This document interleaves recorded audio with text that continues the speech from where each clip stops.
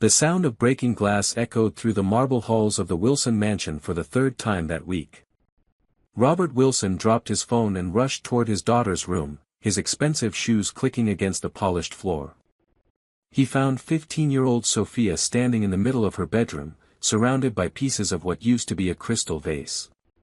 "Sophia, what happened?" Robert asked, trying to keep his voice calm. Sophia looked at him with cold eyes. Her dark hair was messy, and her school uniform was wrinkled. "Mrs. Peterson quit," she said simply, kicking at a piece of glass with her shoe. Robert's heart sank. Mrs. Peterson was the 5th tutor this year. The woman had seemed so confident when she started just 2 weeks ago. She had 3 degrees and 20 years of experience teaching rich kids. But like all the others, she had given up on Sophia. "What did you do this time?"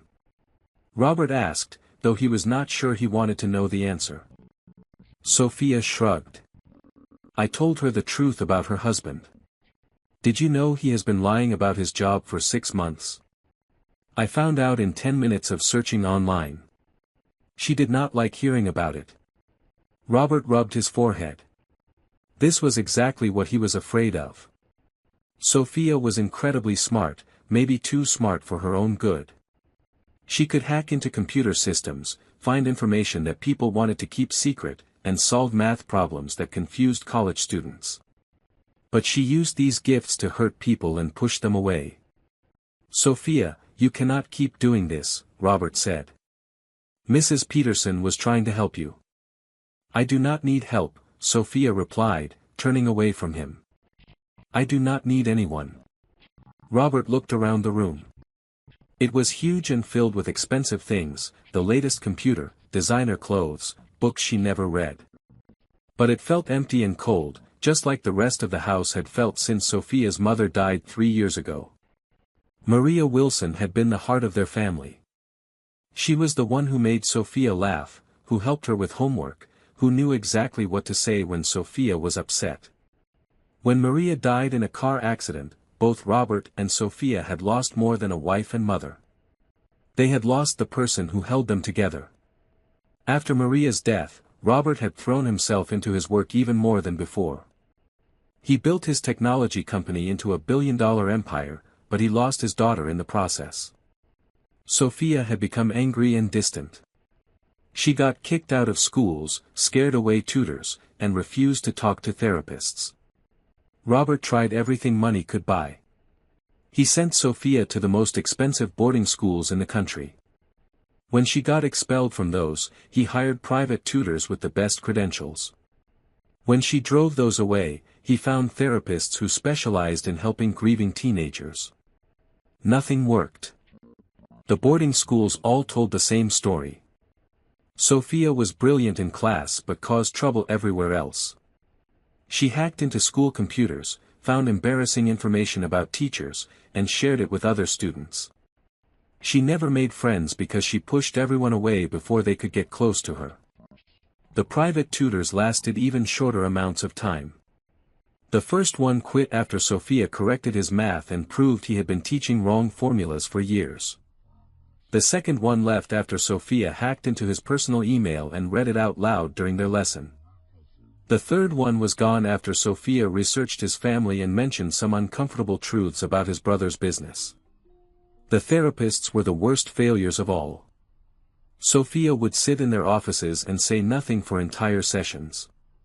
Or worse, she would research them beforehand and spend the whole hour asking them personal questions that made them uncomfortable. Dr. Martinez, the last therapist, had told Robert that Sophia was too angry to accept help from anyone. Now Robert stood in his daughter's room, looking at another broken vase and wondering what to do next. He loved Sophia more than anything in the world, but he did not know how to reach her. Every time he tried to talk to her about her mother or her feelings, she would shut down or walk away. "Sophia, we need to talk about this," Robert said. "You cannot keep pushing people away." "Why not?" Sophia asked, finally looking at him. "Everyone leaves anyway. Mom left. You left, even though you are still here. Why should I care if some tutor leaves too?" Robert felt like someone had punched him in the stomach. Sophia was right, and they both knew it. After Maria died, Robert had buried himself in work because it was easier than dealing with his pain. He left for the office early and came home late. He missed school events and family dinners. He hired other people to take care of Sophia because he did not know how to take care of her himself. "I am sorry," Robert said quietly. "I know I have not been the father you needed." Sophia turned away again. "It does not matter now." But it did matter, and Robert knew it. He had to find a way to help his daughter before she pushed away everyone who cared about her. He had to find someone who could reach her when he could not. The next morning, Robert sat in his office feeling hopeless. His assistant, Jenny, brought him his coffee and a stack of papers to sign. She had been with the company for 10 years and had watched Sophia grow up. She knew about all the failed tutors and expelled schools. "Mr. Wilson," Jenny said carefully, "I have an idea about Sophia's education." Robert looked up. "Another boarding school?" "No, sir. My neighbor mentioned a tutor who might be different from the others. His name is Ben Murphy. He is not fancy like the other tutors you hired. He does not have 3 degrees or 20 years of experience with rich kids. But he has something else." "What does he have?" Robert asked. "He understands pain," Jenny said. "His wife died 2 years ago, and he has been raising his 8-year-old daughter alone. He works as a substitute teacher at the local public school, and he runs a small tutoring program from his apartment. The kids who go to him are not easy kids. They are angry, hurt, and difficult. But somehow, he reaches them." Robert was not convinced. "Sophia is not like other difficult kids, Jenny. She is incredibly smart and very angry. She has driven away professionals with years of training." "Maybe that is the problem," Jenny said. "Maybe Sophia does not need a professional.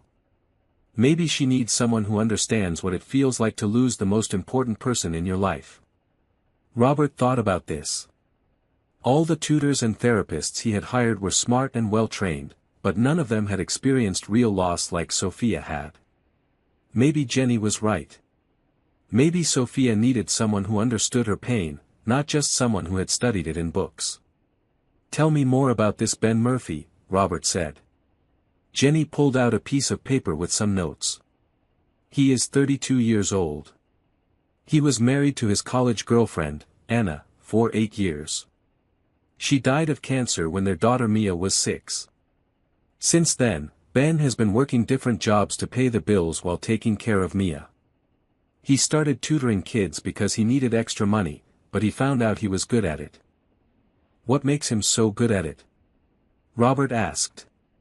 "The parents say he does not give up on kids, even when they are really difficult. He is patient and kind, but he also does not let them walk all over him.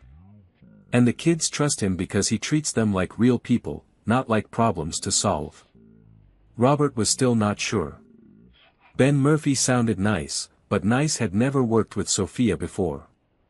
She ate nice people for breakfast and spit them out before lunch. "I do not know, Jenny," Robert said. "Sophia is not going to be impressed by some guy who tutors kids in his apartment."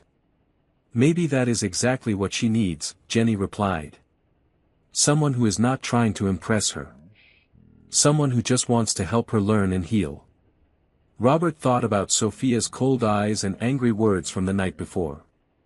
He thought about how she had said everyone leaves anyway. Maybe she needed someone who understood that feeling, someone who had felt left behind too. "Okay," Robert said finally. "Set up a meeting with Ben Murphy. But do not get your hopes up. If Sophia drives him away like all the others, I do not know what we will do next." That evening, Robert went home to the big empty mansion. Sophia was in her room with the door closed, as usual. He knocked softly. "Sophia, can I come in?" "Whatever," came her voice from inside. Robert opened the door. Sophia was sitting at her computer, probably hacking into something she should not be hacking into. Her room was clean now, someone had picked up the broken glass from the vase. "I found a new tutor," Robert said. Sophia did not turn around. "Great. How long do you think this one will last?" "I give him 2 weeks, maximum." "This one might be different," Robert said. Sophia finally turned to look at him. "They are all the same, Dad. They come here, they see how much money we have, they try to fix me like I am some kind of broken toy, and then they give up when they realize I cannot be fixed." Robert's heart broke a little more. "You are not broken, Sophia. You are hurt, and that is different. Whatever helps you sleep at night," Sophia said, turning back to her computer.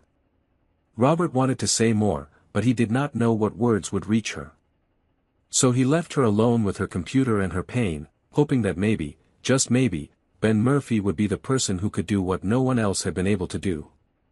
Maybe Ben Murphy could help his daughter find her way back to being human again. Ben Murphy stood outside the Wilson mansion, holding his old backpack and trying not to feel intimidated. The house was bigger than his entire apartment building. The driveway alone was longer than the street he lived on. He had never tutored a billionaire's daughter before, but money was tight, and this job paid more than his usual students. Jenny had explained the situation during their phone call.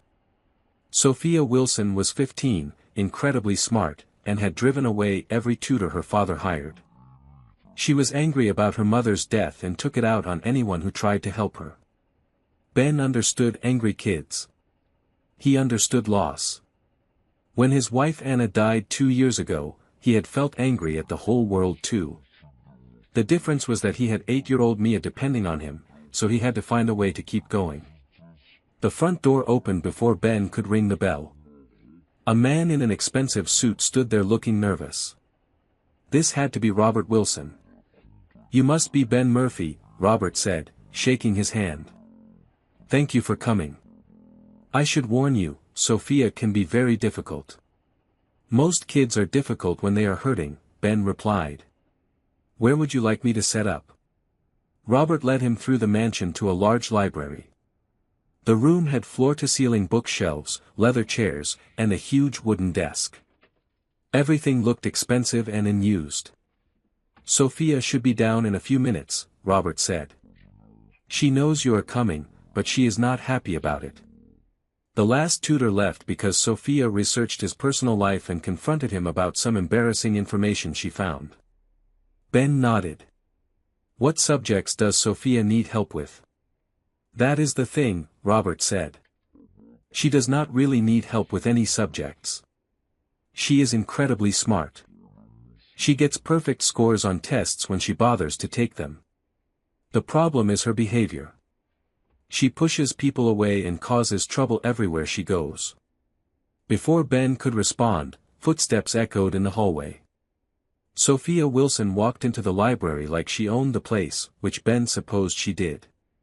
She was tall for 15, with dark hair and eyes that looked much older than her age.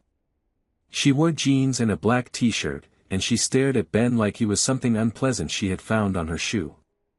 "So you are the new guy," Sophia said, crossing her arms. "Let me guess. You have a fancy degree and 20 years of experience with difficult teenagers." "Actually, I have a basic teaching certificate and about 6 months of tutoring experience," Ben said. "I work as a substitute teacher at Lincoln Public School." Sophia looked surprised. "Public school? Dad must be really desperate if he hired someone from public school." Robert looked embarrassed. "Sophia, please be polite."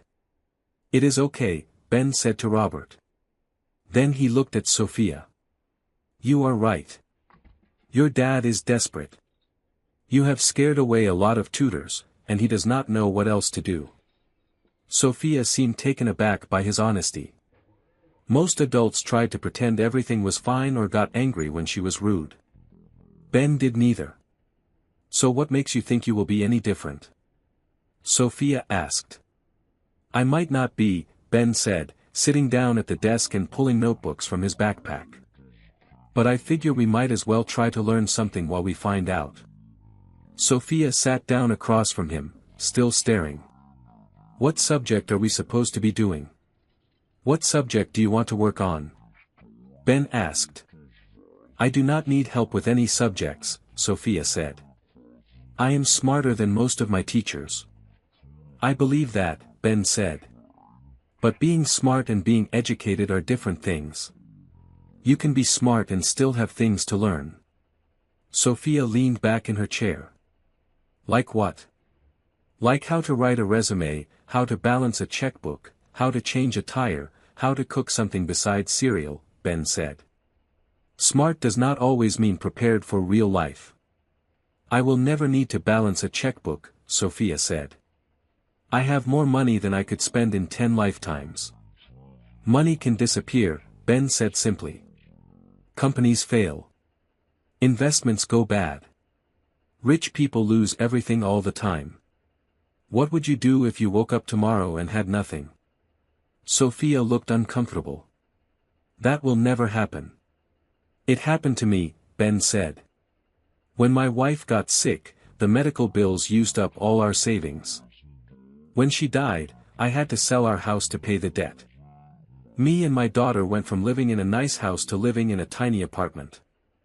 I had to learn a lot of things really fast. Sophia stared at him. Your wife died. 2 years ago. Cancer. How old was your daughter?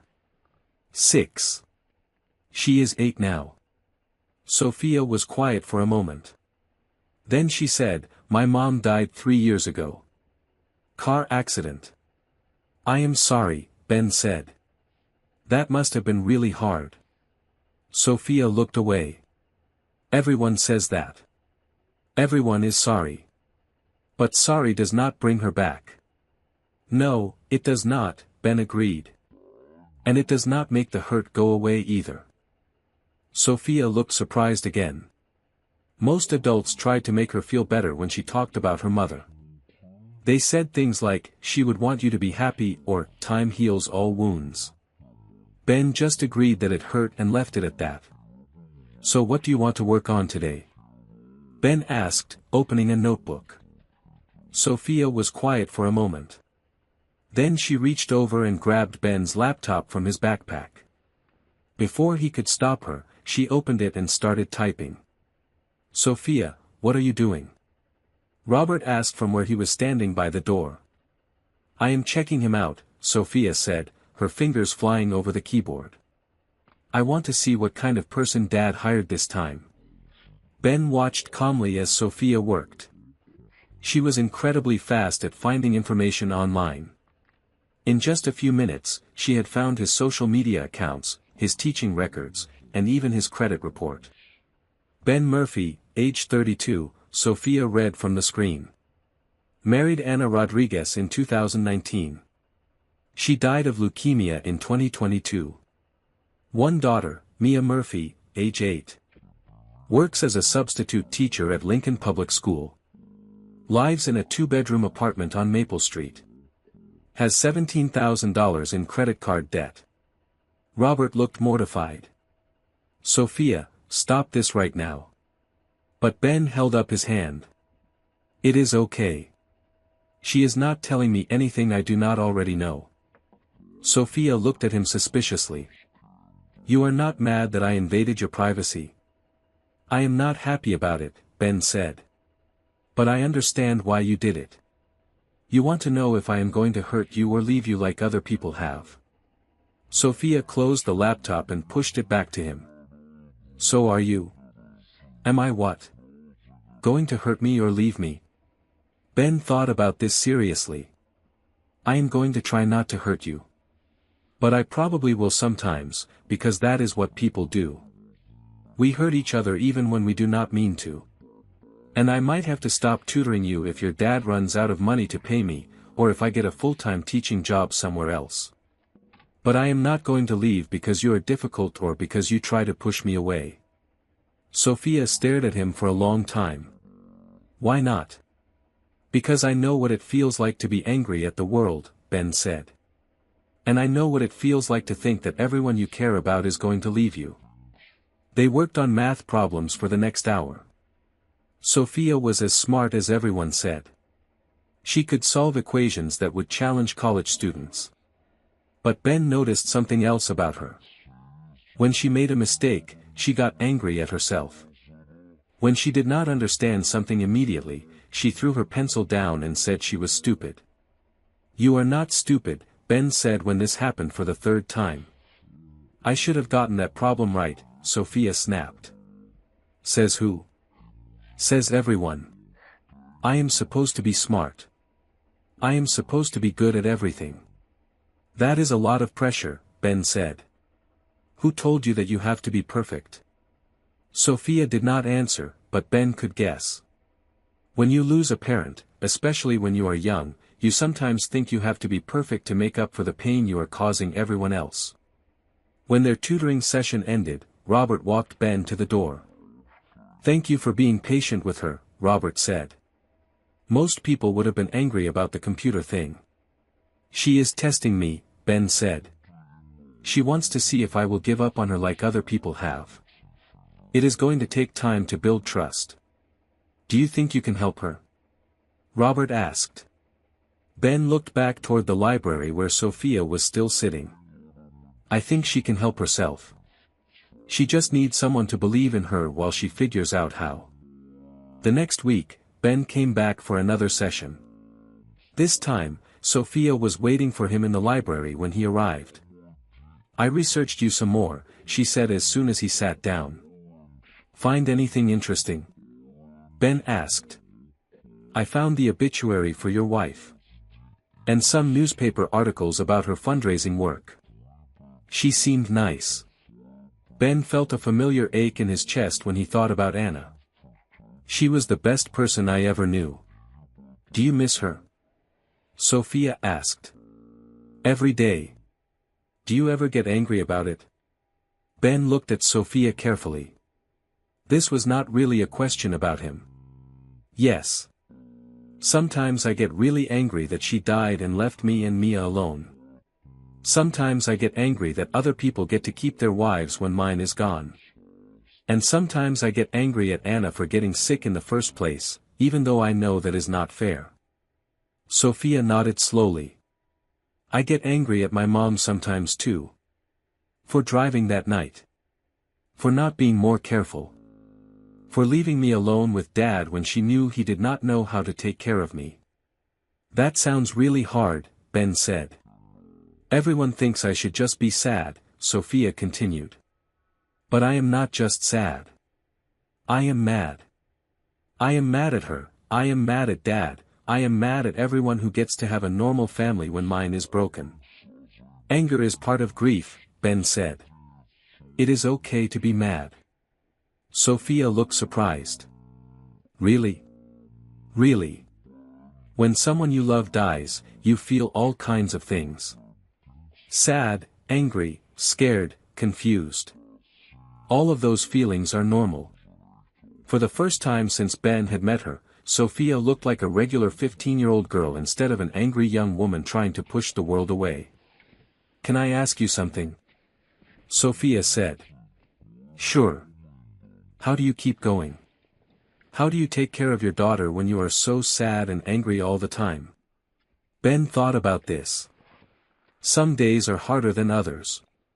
But Mia needs me, so I have to keep going. And Anna would want me to take good care of her. I try to think about what Anna would do, and then I do that. My dad does not know what my mom would do," Sophia said quietly. "He never paid attention to that stuff. Mom was the one who knew how to talk to me and help me with things.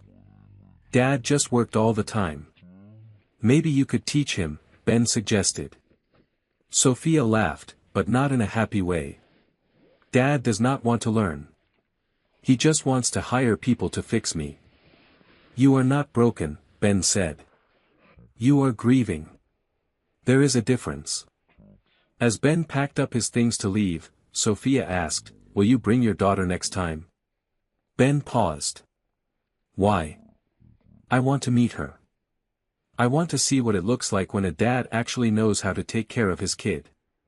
Ben looked at Sophia's face and saw something he had not seen before. Hope. Just a little bit, but it was there. "Okay, he said. I will bring Mia next time. Ben arrived at the Wilson mansion the following Tuesday with 8-year-old Mia holding his hand. She wore a bright yellow dress and had pigtails that bounced as she walked. Her eyes were wide as she looked up at the huge house. "Daddy, is this really where one person lives?" Mia asked in a whisper. "Yes, sweetheart. Remember what we talked about? The girl who lives here lost her mommy too, just like you did. She might seem angry or unfriendly at first, but that is just because she is hurting." Mia nodded seriously. At 8 years old, she understood more about loss than most adults did.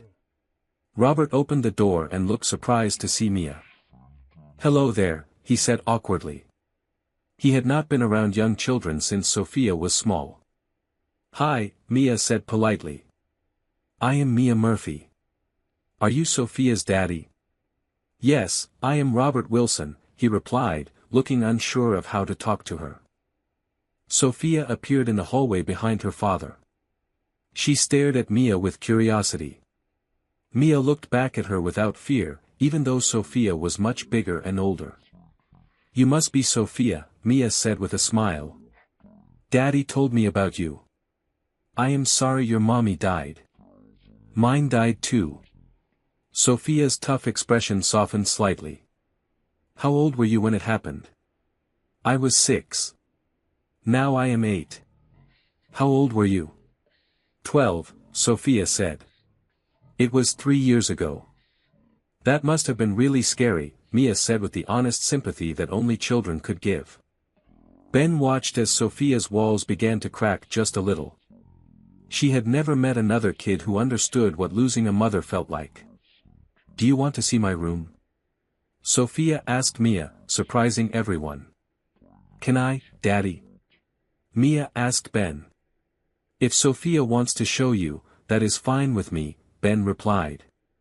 Sophia led Mia upstairs while Ben and Robert went to the library. Robert looked nervous. "I hope this was okay," Ben said. Sophia asked to meet Mia. "I think it might help her to talk to someone else who has lost a parent." "Sophia never talks to other children," Robert said. "She does not have any friends. She pushes everyone away." Upstairs, Sophia was showing Mia her enormous bedroom. Mia looked around in amazement at all the expensive things, but she seemed more interested in Sophia than in the fancy furniture. "Do you miss your mommy a lot?" Mia asked, sitting on Sophia's bed. "Every day," Sophia admitted, sitting down next to her. "Me too. Sometimes I forget she is gone, and I want to tell her something funny that happened at school. Then I remember, and it makes my tummy hurt." Sophia nodded. "That happens to me too. Sometimes I hear her voice in my head, and I turn around thinking she is there. But she is not. Daddy says Mommy is still with us in our hearts," Mia said. "Do you think that is true?" Sophia thought about this. "I do not know. Sometimes I think my mom would be disappointed in me for being so angry all the time." "Why are you angry?" Mia asked. Sophia had never had anyone ask her that question so simply before. Adults always made it complicated, but Mia just wanted to understand. "Because it is not fair," Sophia said. "Mom was a good person. She helped other people and took care of me and Dad. Bad people get to live, but she had to die. And Dad does not know how to take care of me without her. He just gives me money and hires other people to deal with me." "That sounds lonely," Mia said. Sophia felt her eyes getting watery. "It is lonely. I miss having a family that actually talked to each other and did things together." "Maybe your daddy misses that too," Mia suggested. "My daddy was really sad after Mommy died. He did not know how to take care of me at first. But we learned together."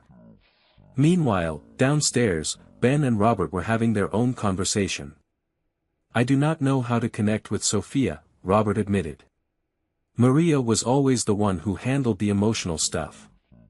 I provided for the family, and she took care of everything else. When she died, I was lost. I still am. It is not too late to learn, Ben said. Sophia needs you to try. But she hates me. Every time I try to talk to her, she shuts down or gets angry. She does not hate you, Ben said. She is angry that you are not there for her emotionally. There is a difference. Ben pulled out his phone and showed Robert a photo of him and Mia making pancakes in their small kitchen. They were both covered in flour and laughing. This was taken last weekend, Ben said. Mia wanted to make pancakes for breakfast, but I had never made them before. We made a huge mess and burned the first 3 batches. But we laughed about it and tried again until we got it right. Robert stared at the photo. I have not made Sophia laugh in years. When was the last time you did something fun with her? Not something expensive or educational, just something fun. Robert thought hard. I honestly cannot remember. Before Maria died, maybe. Maria was always planning family activities. I just went along with them. Sophia does not need you to plan perfect activities, Ben said. She just needs you to spend time with her and actually pay attention to who she is. Upstairs, Sophia and Mia were still talking. Sophia found herself opening up in ways she had not done since her mother died. Can I tell you a secret? Sophia asked. Mia nodded seriously. The night my mom died, we had a fight. She wanted me to go to my cousin's birthday party, but I did not want to go. I said mean things to her. The last thing I said was that I hated her. Then she left to drive to the party without me, and she never came home. Sophia started crying for the first time in 3 years. All the tears she had been holding back came flooding out. It is my fault she died, Sophia sobbed. If we had not fought, she would not have been upset. If she had not been upset, maybe she would have been more careful driving. Mia put her small hand on Sophia's arm. That is not your fault, she said firmly. My mommy got sick, and I used to think it was because I was not good enough. I thought if I had been a better daughter, maybe God would have let her stay. But Daddy explained that sometimes bad things just happen, and it is not anyone's fault. Sophia looked at Mia through her tears. Do you really believe that? I had to learn to believe it, or I would be sad forever. And Mommy would not want me to be sad forever. Down in the library, Ben and Robert heard crying from upstairs. Robert started to get up, but Ben stopped him. Let them talk, Ben said. Sometimes kids can help each other in ways that adults cannot. After a while, Sophia and Mia came downstairs. Sophia's eyes were red from crying, but she looked calmer than she had in years. She walked straight to Ben. Thank you for bringing Mia, she said quietly. And thank you for not giving up on me. I told you I would not leave just because you are difficult, Ben replied with a smile. Sophia turned to her father, who was standing awkwardly by the bookshelf. Dad, can we talk? Just the two of us. Robert looked nervous but nodded. Of course. Ben took Mia to the kitchen to find her a snack while Sophia and Robert talked in the library. For the first time in years, they sat down together without any tutors, therapists, or other adults around. Dad, I am angry at you, Sophia said directly. Robert flinched but did not interrupt. I am angry that you left me alone to deal with Mom's death. I am angry that you hire other people to take care of me instead of learning how to do it yourself. And I am angry that you think money can fix everything. Robert felt ashamed. You are right. I have been a terrible father since Mom died. You were not a terrible father before, Sophia said. You just let Mom do all the hard parts. But now she is gone, and you have to learn how to do the hard parts too. I do not know how, Robert admitted. I do not know how to talk to you about feelings or help you when you are sad. I am good at making money and running companies, but I am terrible at being a parent. Sophia looked at her father and saw something she had not noticed before. He was not just absent and uncaring. He was scared and lost, just like she was. Maybe we can learn together, Sophia said, remembering what Mia had told her about her and Ben. In the kitchen, Mia was eating cookies while Ben made coffee. She looked up at him with serious eyes. "Daddy, Sophia is really sad, but I think she is going to be okay now." "What makes you think that?" Ben asked. She cried. "When I was really sad about Mommy, you told me that crying helps wash the hurt out of our hearts." Sophia had a lot of hurt that needed to be washed out. Ben smiled at his daughter's wisdom. "You are very smart, Mia." "I like Sophia," Mia continued. "She is not mean like I thought she would be. She is just lonely and scared." When Sophia and Robert finished their talk, they came to the kitchen together. Robert looked like a weight had been lifted from his shoulders, and Sophia looked peaceful for the first time since Ben had met her. "Ben," Robert said, "I want to ask you something. Would you be willing to keep tutoring Sophia, not because she needs academic help, but because she trusts you? And would you be willing to help me learn how to be a better father to her?" Ben looked at Sophia, who nodded encouragingly. "I would be honored to help both of you," Ben said. Over the following months, everything began to change. Ben continued to tutor Sophia, but their sessions became more like conversations between friends. Sophia stopped trying to push him away and started asking him for advice about normal teenage problems. Robert started coming home earlier from work and eating dinner with Sophia every night. At first, their conversations were awkward, but they got easier with practice. Robert learned about Sophia's interests, her fears, and her dreams for the future. Sophia started helping Mia with her homework when Ben brought her along to tutoring sessions. She discovered that she enjoyed teaching and was good at explaining difficult concepts in simple ways. One evening, 6 months after Ben first arrived at the Wilson mansion, the four of them were in Ben's small kitchen making dinner together. Sophia was teaching Mia how to cut vegetables while Robert and Ben cooked pasta on the stove. "This is nice," Sophia said, looking around at the warm, cramped kitchen that was nothing like her family's fancy dining room. "What is nice?" Robert asked. "This. All of us together, making dinner and talking. It feels like a real family." Robert smiled at his daughter. "It does not it?" Ben looked around at the scene and felt grateful. When Anna died, he thought his family was broken forever. But here in his small kitchen, surrounded by Sophia's laughter and Mia's chatter and Robert's awkward but genuine attempts at fatherhood, he realized that families could grow in unexpected ways. Sophia had stopped being the untouchable billionaire's daughter that no one could handle. She had become a teenager who was learning that being vulnerable did not mean being weak, and that letting people care about her did not mean they would definitely leave. Robert had stopped being the absent father who threw money at problems. He had become a man who was learning that the most important things in life could not be bought, only built through time and patience and love. And Ben had discovered that sometimes the impossible really could become possible, not through force or money or fancy degrees, but through the simple act of seeing someone's pain and choosing to stay. The little family that had formed in his kitchen was proof that broken people could help heal each other, and that love could grow in the most unexpected places.